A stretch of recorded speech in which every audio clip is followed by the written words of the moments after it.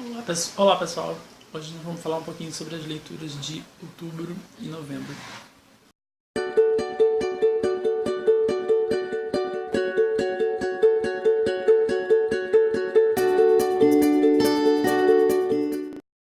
Olá pessoal, eu estava meio afastado dos vídeos devido à correria de estudo, trabalho e tudo mais, então esse final de ano é sempre muito complicado.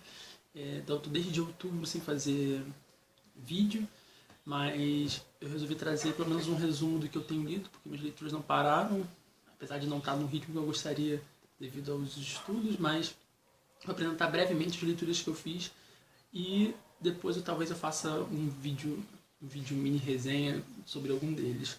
Então eu vou falar brevemente sobre eles.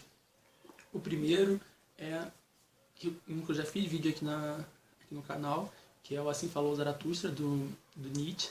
É um clássico da filosofia, conta histórias de um personagem, né, baseado num profeta do zoroastrismo, né, que é uma religião antiga, persa e tudo mais.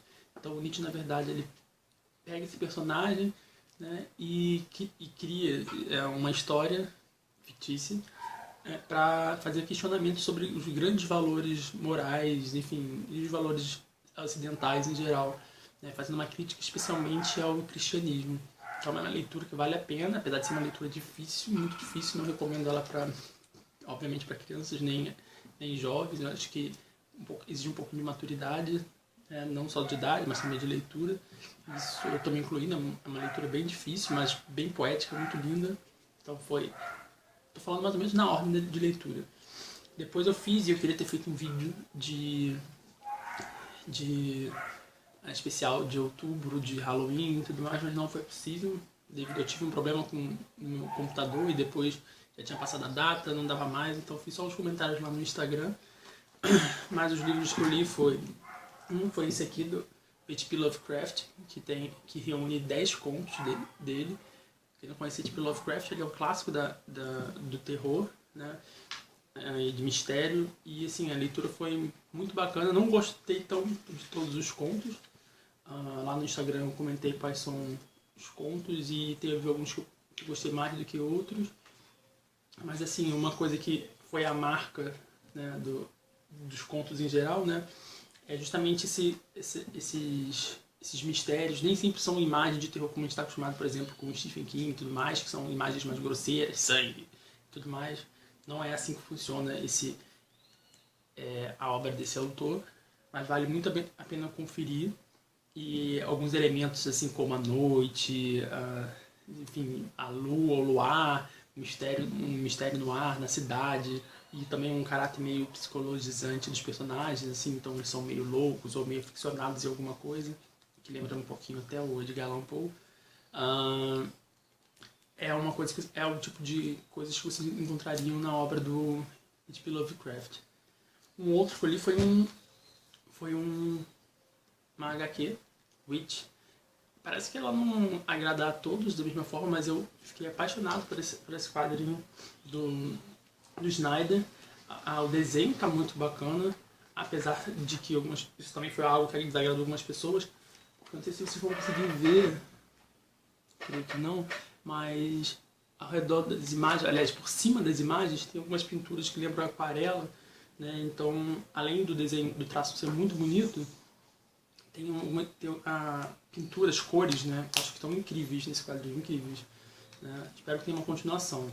Um resumo bem rápido sobre esse livro é a presença de bruxas, e essas bruxas não são bruxas convencionais. Apesar dele resgatar, a narrativa resgatar aquela ideia de bruxos escondidos no bosque, né? Que comem criancinhas, que pegam crianças e adultos, né? Isso é meio que resgatado, então essas origens das ideias das bruxas, uma origem meio medieval, né? Mas a aparência delas e tudo mais, e algumas outras características são reelaboradas, que eu acho legal. Então foi uma HQ que me agradou bastante. Uma outra leitura que eu fiz no mês de outubro, foi As Confissões do Crematório, que na verdade é um livro de não ficção, que trata um pouquinho a experiência da autora sobre trabalhar com crematório, então trabalhar com cadáveres, com corpos e como é cremá-los e tudo mais. Ela é historiadora e então ela busca bastante referências culturais, então acho super bacana, ela faz várias referências à antropologia, enfim, à história, né, medieval, por sinal era parte da pesquisa dela. Como isso mexeu muito com o desejo dela, fez aflorar ainda mais o desejo dela de trabalhar com a morte de uma certa forma. Então, eu até achei que era um livro muito voltado para adolescente, apesar dela ter uma linguagem bem informal, de certa maneira, acho que não é só para adolescente, acho que é um livro que merece ser visto. O livro está emprestado, então eu não estou com o livro, mas a edição está linda, aconselho a quem se interessar pelo tema procurar também o livro para ler.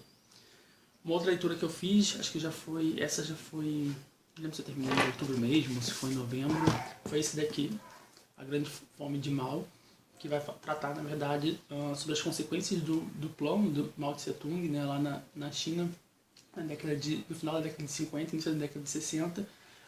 É um livro grandinho, tem algumas fotos aqui também super interessantes sobre o período. E assim, eu quero ver se eu faço ainda uma resenhazinha curta, despretensiosa sobre o livro, porque tem umas passagens muito boas, então estou pensando em fazer isso enquanto ainda tenho algumas coisas frescas na cabeça. Óbvio que eu fiz várias anotações. E assim, vale a pena conhecer um pouquinho as consequências da política do Mao Tse Tung. Então assim, tem várias descrições assim, bem chocantes sobre quantas pessoas morreram, foram milhares de pessoas mortas por fome, e aí tem vários casos inclusive de canibalismo entre os chineses nesse período. Então assim, uma coisa terrível. E aí eu queria comentar mais detalhadamente num vídeo separado, ver se eu consigo fazer isso. Um outro livro que eu li também foi Dom Casmurro, e eu fiz leituras e releituras da vestibular aqui da UERJ, aqui do Rio. E Dom Casmurro foi esse último livro que eu peguei para ler. E assim, Machado é sempre fenomenal. O livro também não está comigo, está emprestado para um amigo meu. E assim, quem não conhece precisa conhecer Machado. Não acho que é uma leitura para crianças. Eu acho que Machado de Assis, assim como outros clássicos, eles são aquele tipo de livro que você lê e você sempre vai pegando mais alguma coisa, algumas coisas são sutis, exige uma leitura atenta. Quem geralmente quer começar a ler, pegar o hábito de leitura, eu nunca aconselho começar pelos clássicos. Não acho que Machado seja para alguém que eu não leio nada que se me oferece aí para ler. Toma aqui Machado. Não. Eu acho que você deve começar com outros livros com uma linguagem mais simples e depois, que a linguagem do Machado não é difícil, mas ainda assim acho que tem muitas sutilezas e ele é muito erudito. Machado era foda, né? Então acho que a leitura não é imediata para todos, mas recomendo. Todo mundo conhece muito bem a narrativa, né? A história de Bentinho e Capitu é uma história que acho que está muito além dela traiu ou não traiu, acho que são de menos.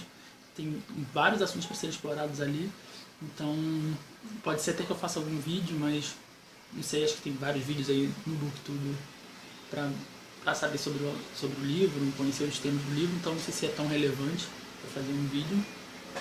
E por último, eu li uma obra não tão conhecida do Jack London, que se chama A Filha da Neve.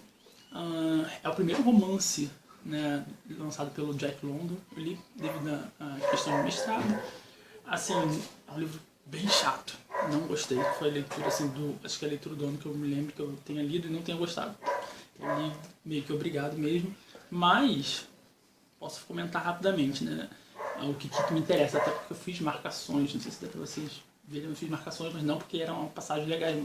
Eram passagens legais, mas era mais pelo tema do que pela linguagem ou qualquer outra coisa do tipo. A Filha da Neve conta a história da Frona Wells, que é uma mulher filha de um grande, como pode dizer, de um homem super influente lá no Alasca, e é uma das primeiras histórias do Jack London, né, passado no Alasca. Então ela, quando era criança, o pai dela enviou para estudar em Nova York, se não me engano. E quando ela retorna, a história começa assim, ela retornando, né, a encontrar o pai dela. E aí tem uma história de um romance, na verdade, dois homens disputando ela. E assim, a história pra mim era muito fraca porque você fica muito perdido, parece que não tem uma direção. A única coisa que chama atenção, que era o que eu tava procurando aqui, são as questões raciais, as impressões raciais do Jack London, especialmente no início da carreira dele. Então, percebe muito, por exemplo, a Frona ser uma pessoa muito orgulhosa sobre a sua raça anglo-saxã, sua origem anglo-saxã. Então ela fala muito dos seus aspectos, sei lá, o cabelo dela ser muito destacado, o cabelo dela loiro, os olhos claros, tudo isso, a superioridade dela diante de outros povos, inclusive quando eles têm contato com o indígena. Apesar de ter um personagem que questiona esse orgulho, mas pela minha análise isso não parece ser algo que derrubasse a visão dela, né? Então eu estou fazendo uma análise ainda mais atenta sobre a obra. Então foi isso que eu li, um resumo, para ser o mais rápido possível, para vocês conhecerem as leituras. Acho que vale a pena compartilhar, até porque muita gente, por exemplo, não conhece o Jack London por essas obras. Geralmente a gente conhece ele por Caninos Brancos ou Chamado Selvagem, que são essas histórias que também se passam, né, no Alasca e que fizeram muito mais sucesso, ainda fazem muito sucesso. Então as pessoas conhecem muito mais do que, por exemplo, A Filha da Neve. Então foram essas minhas leituras. Obrigado por assistir o vídeo. Desde já agradeço a todos a companhia e até a próxima.